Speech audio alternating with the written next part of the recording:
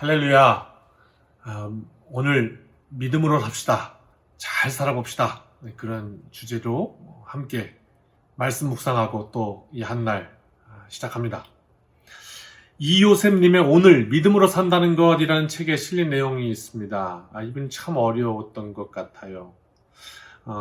형편이 어려워져서 제가 지금 이거 찍고 있는데 여기가 또 이제 반지하인데 이런 지하방에 방을 얻습니다. 방에 비가 셉니다. 곰팡이가 가득 피어 있습니다. 벽지가 물에 이렇게 만져보면 눅눅하게 젖어 있습니다. 그 이사를 왔는데 짐 정리가 안 돼요. 그래서 일단 한쪽으로 다 몰아넣고요. 그리고 며칠 동안 그냥 매일매일 그 곰팡이 핀 그 벽지를 이렇게 또 뜯어내고 또 뜯어 이렇게 3개월을 뜯어내면서 그냥 여기 뜯어내고 골로 또 몰아넣고 이렇게 겨우 정리를 3개월 동안 했더니 정리가 다 됐더니 그만 장마가 옵니다. 그래서 이게 비가 다 새들어오니까 장판에 이제 물이 둥둥 떠버린 겁니다.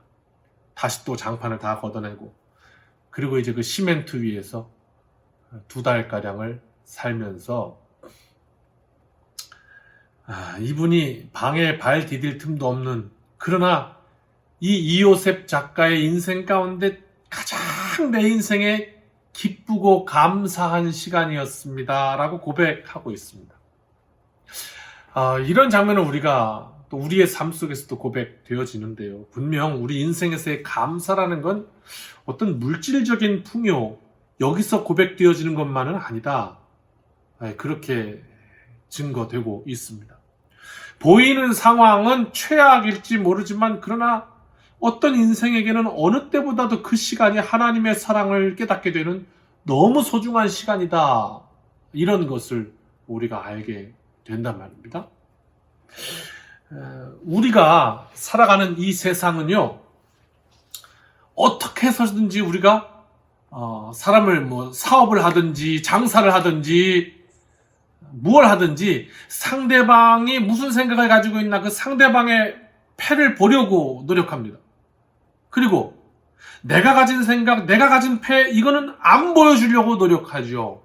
왜? 그래야 내 뜻대로 되니까 또 그래야 내가 잘 성공할 수 있으니까 이득을 볼 수 있으니까 그런 거죠. 그런데 하나님은 어떤 분이신가? 우리와는 다르게 하나님이 가지신 패를 그냥 다 보여주셨습니다. 그게 뭡니까? 내가 너를 이만큼 사랑한다. 너를 위해서 구원하기 위해서 내 하나밖에 없는 내 아들 주겠다. 이렇게 십자가에다가 탁 못 박으신 이것이 하나님의 모든 것을 다 보여주신 패였죠. 하지만 우리는 그저 내 손에 이거 쥐어주는 사탕 또는 이거 구슬 이걸로 그 사랑을 판단하는 거 아닌가 한번 돌아봅니다. 꼭 마치 예전에 누가 그랬냐면 에서라는 성경에 나오는 인물이 그랬습니다. 이 장자의 가치, 하나님의 백성이라는 가치 이것이 얼마나 귀중한지를 모르고 그냥 당장 눈앞에 보이는 팥죽 한 그릇에 훌러덩 넘겨버리고 말았습니다. 배고픈데 그놈의 장자가 무슨 소용이냐 이랬단 말이죠.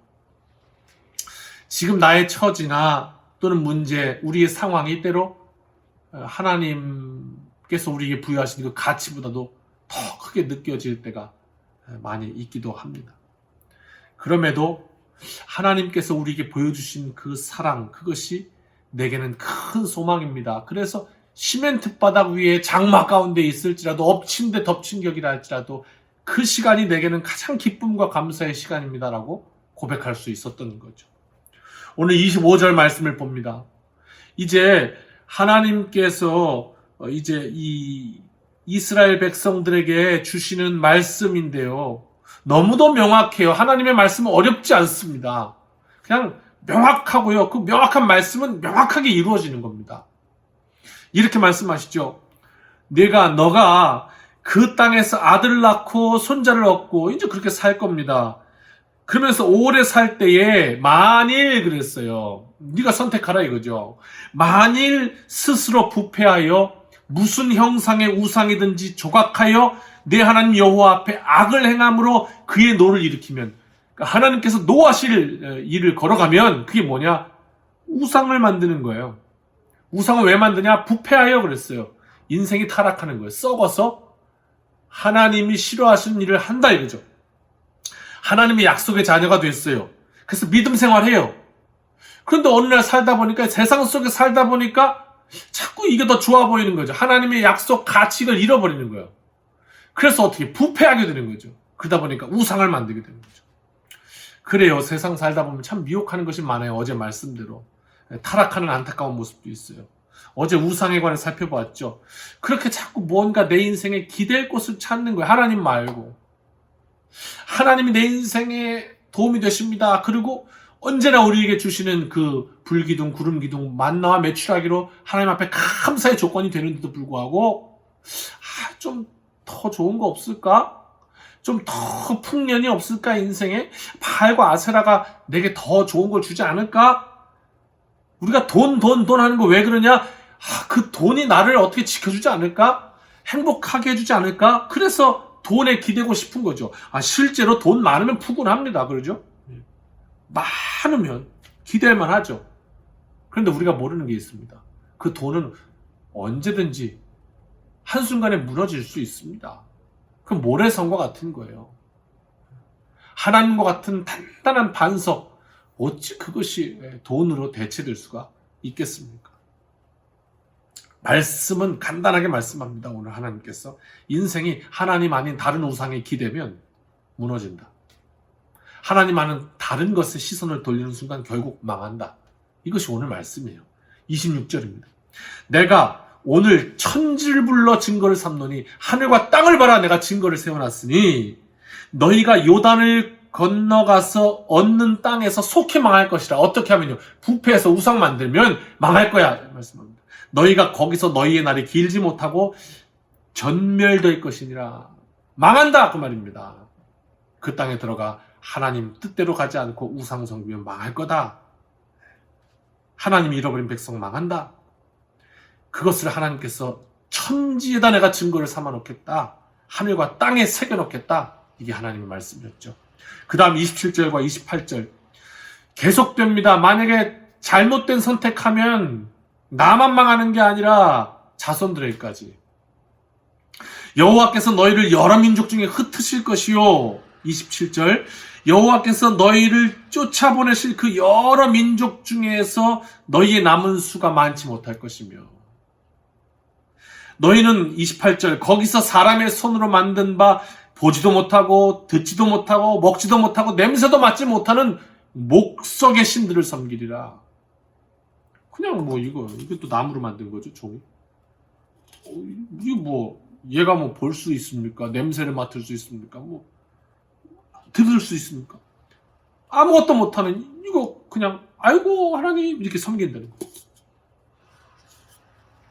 하나님을 떠나서 인생이 기껏 한다는 건 이제 기댈 곳을 찾다가 보니까 결국 그렇게 엉뚱한 것에 이것이 나에게 복준다. 비나이다 하고 있는 모습. 그런데 그 다음 절에 이제 결론을 맺어요. 29절에. 그러나 내가 거기서 내 하나님 여호와를 찾게 되리니. 왜? 이제 다 기대봤는데 무너진 거죠. 여기는 반석일 거야. 그리고 그 위에 딱 올랐었더니 그 댐이 무너진 거죠. 인생이 그렇게 무너짐을 경험하고 나면 이게 아니구나, 잘못됐구나. 그때 여호와를 찾게 된다. 그런데 만일 이렇게 말씀하는 거죠. 29절에 마음을 다하고 뜻을 다하여 그를 찾으면 만나리라. 근데 또 그 상황에서 다시 돌아오면 만나주신대요. 그 살아계신 하나님께서. 그리고 30절과 31절 이렇게 말씀하세요. 이 모든 일이 내게 임하여 환난을 당하다가 잘못 짚었으니까 끝날에 내가 내 하나님 여호와께로 돌아와서 그의 말씀을 청종하면 내 하나님 여호와는 자비하신 하나님이시라. 버리지 아니하시고 멸하지 아니하시고 내 조상들에게 약속하셨던 그 약속을 너에게 잊지 않고 지키시겠다. 이게 오늘 말씀이에요. 저는요, 목회하면서 늘 이렇게 제 마음속으로 생각하는 것이 이제 3아웃이었습니다. 누군가가 저에게 모함을 하거나 아니면 또 저에게 큰 실수를 할 때 늘 속으로 어떤 생각하냐면 1아웃 이런 생각합니다. 그게 뭐냐면 일단 3번까지는 참자. 참기 위해서 그러는 겁니다. 참기 위해서. 물론 성경에는 70번씩 7번이라도 라고 얘기했지만 그럼 너무 제 인내력이 힘드니까 그래, 딱 3번만 참자. 이런 마음으로 이제 한 번을 참는 거죠. 그런데 하나님은 그러지 않으시네요. 오늘 말씀에 하나님께서 약속하신 약속을 저버리고 그 땅에 가서 엉뚱한 목석들을 만나서 그래서 결국은 어떻게 해요? 망하는 길로 갔죠. 그래서 이제 환란이 왔어요. 환란이 오니까 아이고 하나님, 그리고 다시 돌아온다는 거예요. 하나님 앞에. 그런데 하나님이 그 돌아온 백성을 야, 너 아쉬울 때만 찾냐? 네 좋을 때는 맘대로 나가고 이렇게 하지 아니하시고 오늘 마지막 절에 보니까 하나님은 자비하신 하나님이라 돌아오면 찾는 자를 또 만나주시겠다고 말씀하시는 거예요. 멸하지 않고 언약을 지키시겠다고. 이유가 뭐냐? 사랑하시기 때문에. 참 이해하기가 어렵지만 그러나 이해할 수 있는 것이 또 자녀가요, 어떤 죄를 지어도요, 세상은 다 그를 욕하고 막 그래도 이 부모는 그 자녀의 그 죄를 정죄할 수는 있지만, 네가 잘못했다 이렇게 말할 수는 있지만 그 정죄를 다 덮어버릴 만한 능력이 있습니다. 그게 뭐냐면 용납이라는 능력이에요. 용납. 엄청난 능력이죠. 그것을 이제 31절 오늘 말씀은 내 하나님은 여호와는 자비하신 하나님이라 이렇게 설명하고 있습니다. 오늘 말씀, 우리의 삶이 승리하는 방법, 잘 사는 비밀, 단순 명료한데 우리가 참 잘 놓쳐요. 뭡니까? 하나님을 떠나 내 멋대로 살고 싶으냐? 망하는 길이다. 내 뜻대로 설령 됐다 할지라도 내 뜻대로 살고 싶은 그 날이 길지 못하다 결국. 금방 망한다. 환난 중에 있느냐? 그러나 하나님께로 돌아오라. 찾으면 만나 주신다. 그리고 하나님의 약속을 우리에게 행하신다. 오늘 사랑으로 우리 앞에 이렇게 말씀하시는 이 말씀 앞에 오늘도 믿음으로 승리하는 이 복된 한 날 되시길 주님의 이름으로 축원합니다. 할렐루야.